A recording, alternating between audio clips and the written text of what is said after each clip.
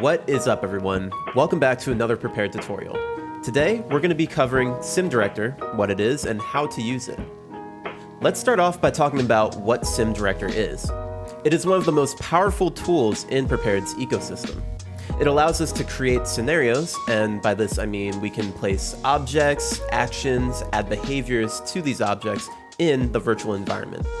This gives us full control of our simulation and allows us to reenact different training environments or create new scenarios. As you might guess, there are a lot of capabilities and components to SimDirector. We're not going to be able to cover them all in this video, but this will be a great beginner's tutorial to SimDirector. So with that, let's hop into the Learning Center on Prepar3D's website to learn a bit more about SimDirector in the background. There's a wealth of information online, so let's check it out. Alright, we'll start at Prepar3D.com. We'll go to the Learn tab and Learning Center. And now we can get to the Scenario tools in the top left corner. Open up SimDirector and you'll see two tabs here. We're going to start by going to the SimDirector overview page. This gives some general information about SimDirector and its capabilities, but there are two items that I want to note on here. We're going to need to take note of the scenario metadata and the realism overrides. These are both options that we're going to use later in this video, so this is a good time to take a look at what they are. Additionally, we can go back up into our navigation bar and go to SimDirector course. The SimDirector course page contains a wealth of information in it. It will show you the basic navigation and layout of SimDirector's user interface. It will show you how to create and modify objects, and will even show you how to assign actions or waypoints to objects. A lot of what will be covered in this video can be referenced in the SimDirector course page. And with that, let's hop into Prepar3D and get a hands-on feel of SimDirector. There are a couple ways to get into SimDirector. From the main menu, you can access SimDirector by hitting the button down below, or you can also access it from inside the scenario.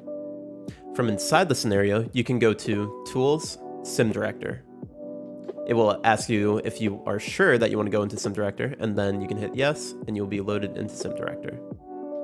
Now, we are in the SimDirector user interface. Let's start by talking about the layout of the interface. First, on the left-hand side, we see this whole column that is called the catalog. This contains anything from objects and entities to triggers and scenario objects that can be pulled into our scenario. Next, we have what's called the Prepared tab. And as it sounds, it shows where we currently are in our scenario in Prepar3D. This will show multiple objects and entities as we pull them in, but you can see from the start we only have one object here, and that is our user Ownship, or our own player character. Below the Prepar3D tab, we have the Validation Output menu. This shows how we are doing in our scenario creation. What I mean by this is it will show any errors, warnings, or messages that we should be aware of when creating our scenario. You can think of this as a compiler for our scenario creation. And to the far right column, we can see our object properties. This is not loaded in currently because we don't have an object selected, but when we select an object, we'll be able to see all of the properties that are editable in SimDirector. Additionally, we can see our Visualization tab next to Prepar3D. The Visualization tab will show a system overview of the scenario. It will show, for example, the different objects and actions and the connections between them. This will populate with more information as we continue adding objects to our scenario. Let's start with the navigation basics. A lot of the navigation that we will be doing is inside of the Prepared tab. For navigation, I recommend that you do not use a trackpad. Instead, use a physical mouse with a dedicated middle mouse button / scroll wheel. To zoom in and out of the map, you can use your scroll wheel as you would expect. To pan around the map, you can click and hold the middle mouse button and drag around. To modify your orientation, you can right-click and drag. That way you can pitch up and rotate around. Now, let's start with the basics of understanding objects. Here, let's zoom into this red object we have here. You can see it is an F-35. If I hover over the tab, you can see it's called User Ownship. The term Ownship is a simulation industry standard, and it essentially means player object. In this case, we'll use it as player 1. If I click on this object, you will see that the object properties have populated on the right-hand side. A lot of information in the Object Properties panel is very user-friendly. However, if you do not know what a property is or means, you can click next to the property and a description at the bottom right corner will show explaining what that property does. The first thing that I recommend we do is pull two objects into the scenario. The first we can actually see a warning for. It is recommended that we add scenario metadata. This will help us define in the user interface what the scenario's purpose is. You can see this for all of the default scenarios done in Prepared. There are a few options to fix this scenario metadata warning. We could go to our catalog and go to the scenario category, and then click on user interface. Or if I clear the filter, I can simply go to the add object and type in scenario metadata.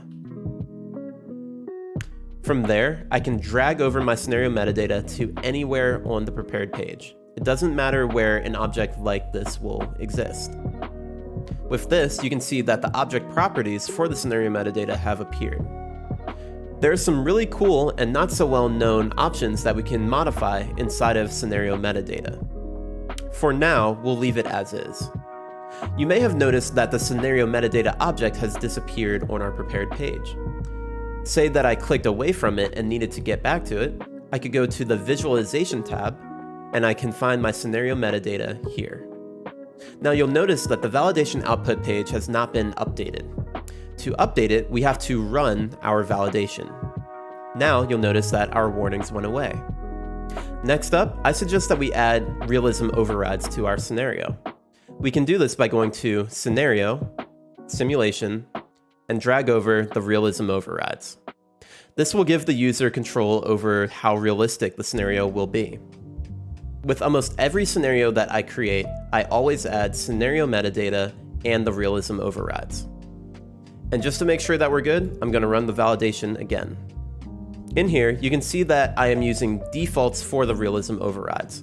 These are not errors, these are just messages letting me know that everything will be set to default because I have not given it a specific value. Let's say for this example that I do want to set a default value just to get rid of one of these messages. Let's come to realism overrides and I see the aircraft label is set to disabled by default. I can come over to aircraft labels in the object properties panel and I can use the dropdown and set to enabled. Now that I've made a change, I can run my validation by hitting this button and we'll see that it disappeared. Now that we have reached a good starting point, let's talk about our scenario. For this example, I would like to operate out of Orlando Executive Airport, and I'd like to create another player character that will operate as our AI, or artificial intelligence.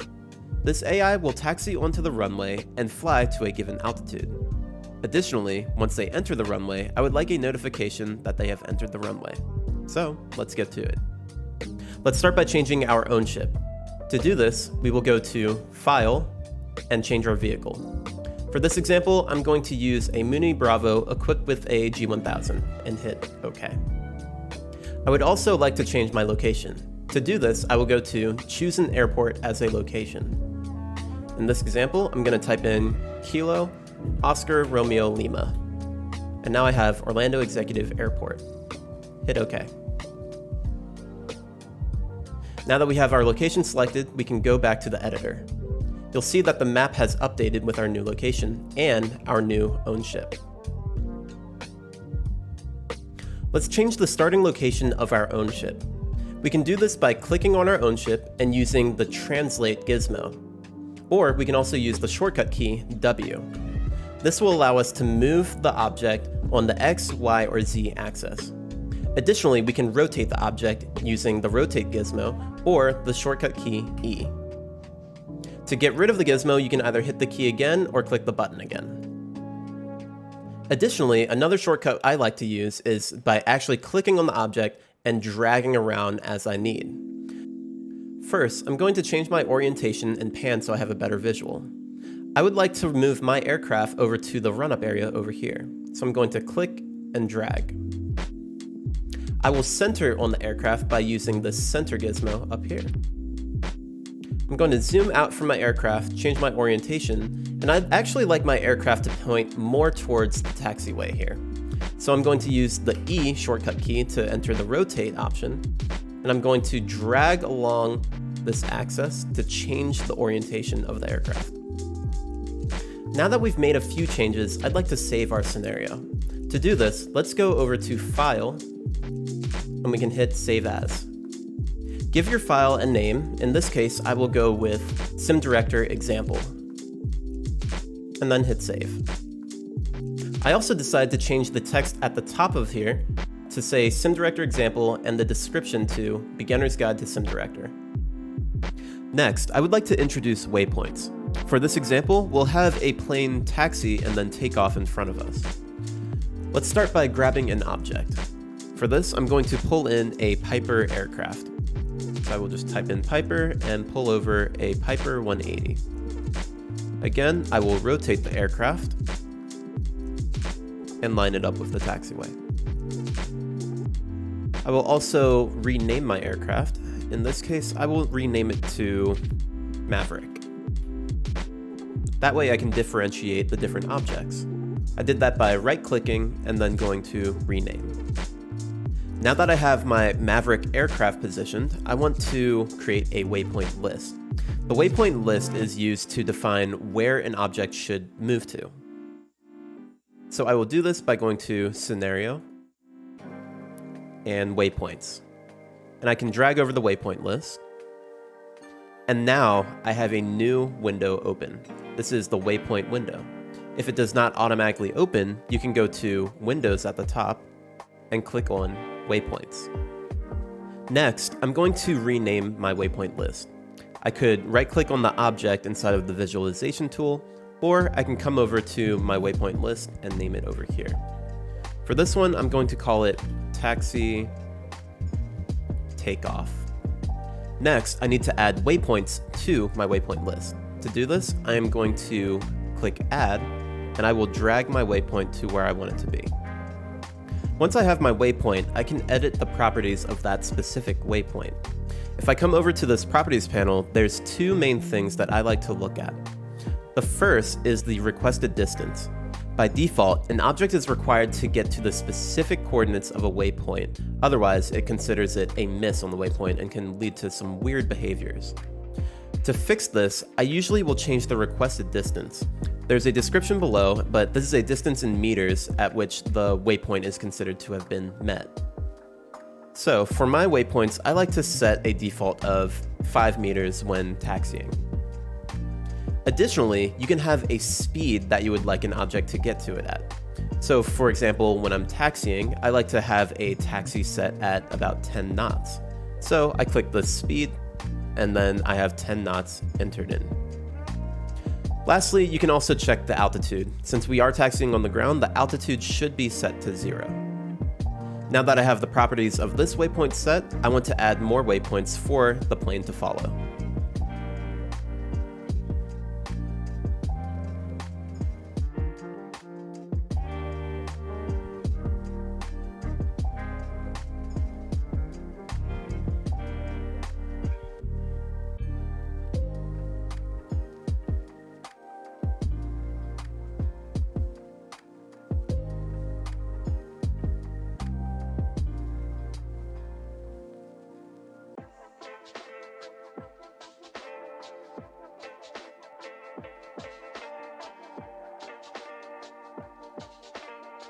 So now let me review the changes that I made.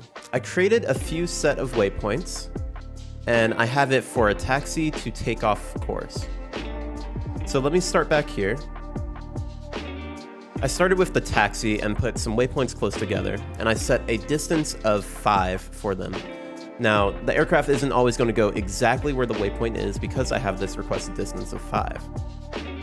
Now I have it lining up on the runway over here, and I have a requested distance further down of 2, so it's a bit more accurate.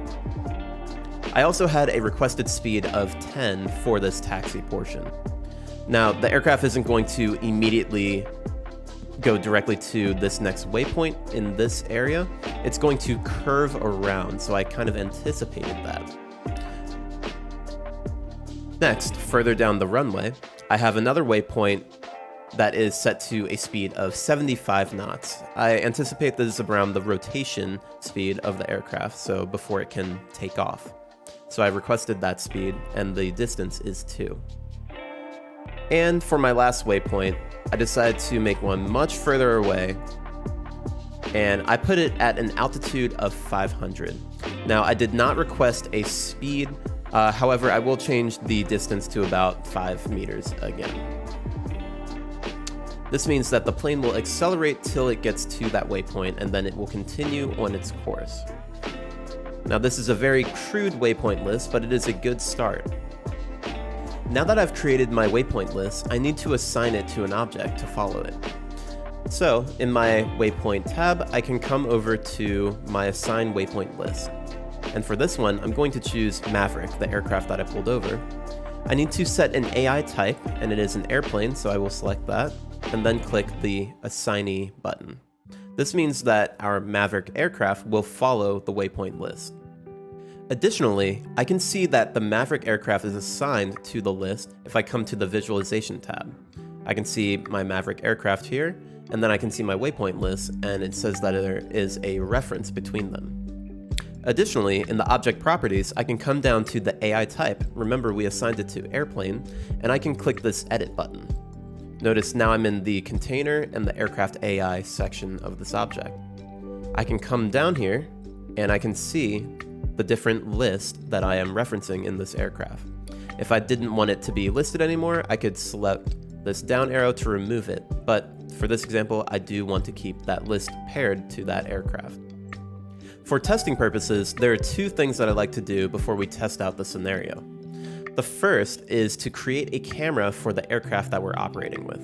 In this case, I want to follow the Maverick aircraft, so I will click on the Maverick object and I will select Create Camera. This means that I will have a camera on that object.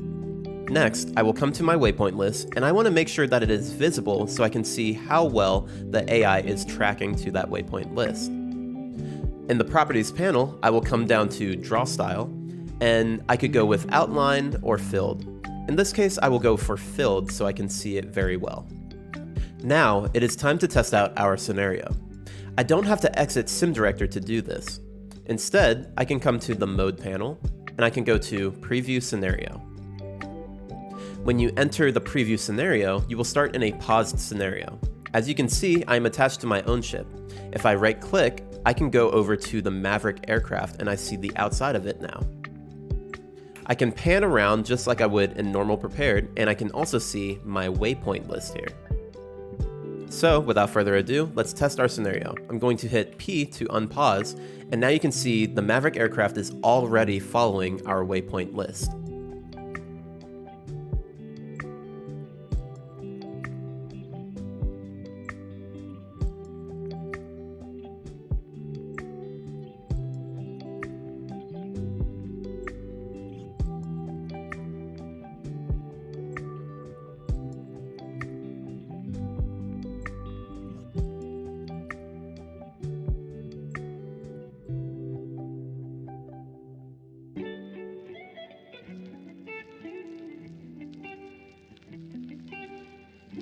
Now, you can see that the aircraft followed the waypoint list pretty well. You might have noticed that it did not follow direct vectors, but it did interpolate to get to the different waypoints. Creating waypoint lists is a very helpful tool, and it can sometimes be tedious, so take your time and test out multiple times as you create your scenario. Now, I'm going to exit the preview scenario mode by going to Mode and then hitting Sim Editor. Next up, I would like a notification when the Maverick aircraft enters the runway.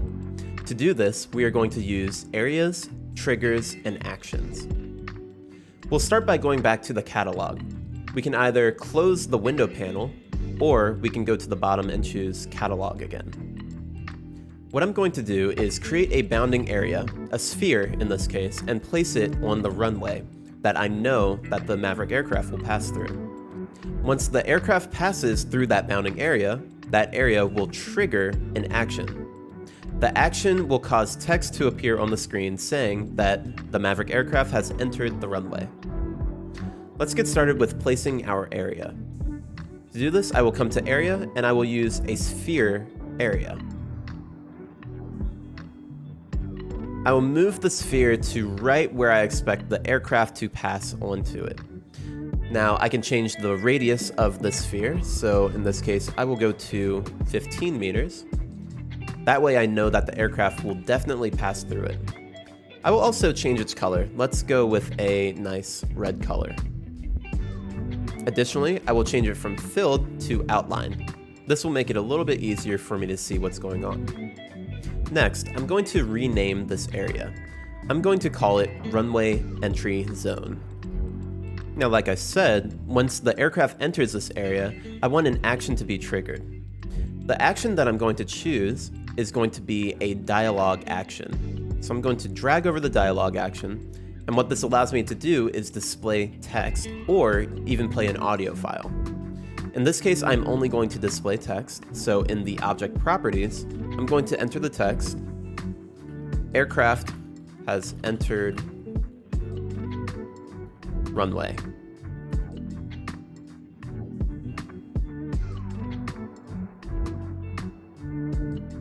And of course, I'm going to rename this action and call it Runway Entry Text Action. Now, I need a way to connect the runway entry zone to the runway entry text action that I've created. To do this, we'll use a trigger. In the catalog panel, I will go to Triggers, and for this one, since I want the trigger to happen once the aircraft enters a zone, I'm going to use a proximity trigger. Now, I can use the Properties panel to link all three items. I'll start by clicking on the trigger. Now, I need to assign a zone for this proximity trigger to activate with. In that case, I will use the sphere that I created. Now, they are linked together. Next, I need the trigger to activate an action. I will scroll down to On Enter Actions, which means once the aircraft enters the zone, it will trigger the action. So I'm going to click my Runway Entry Text action and move it up into the reference. Now you can see that all three objects are linked together. Now that the zone and the action are tied to the trigger, we need to make sure that we know what objects can activate the trigger. To do this, we will go to the On Enter filter and we will add our Maverick aircraft. As you can see, the visualization tab will become complex very quickly. So it is essential that you name your objects so that you know what you should be referencing. Now, I will run my validation and make sure that there are no errors. Now, I can test my scenario. I will activate the Preview Scenario button. I will change my view to Maverick and scroll so that I can see a good visualization. As you may have noticed, I do have the outline of the sphere or the entry zone, and I still have the waypoints activated. Let's unpause the scenario and see what happens.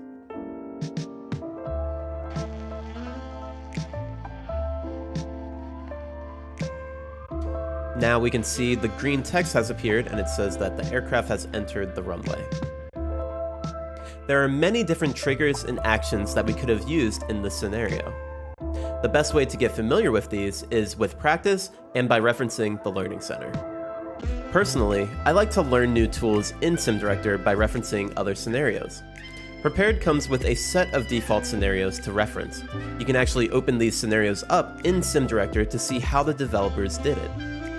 In this tutorial, we have covered the layout and navigation of SimDirector. We've covered objects and object manipulation. We've even covered waypoint lists, triggers, and actions. We have covered a ton of information in this tutorial, and there's still so much more to learn. So of course, if you have any questions or comments, you can drop them in the comments below, or you can reference the online forums for common problems and questions that people have. And as always, I appreciate you taking the time to check out this video. If you have ideas for future videos, drop them in the comments below, and I'll see you next time.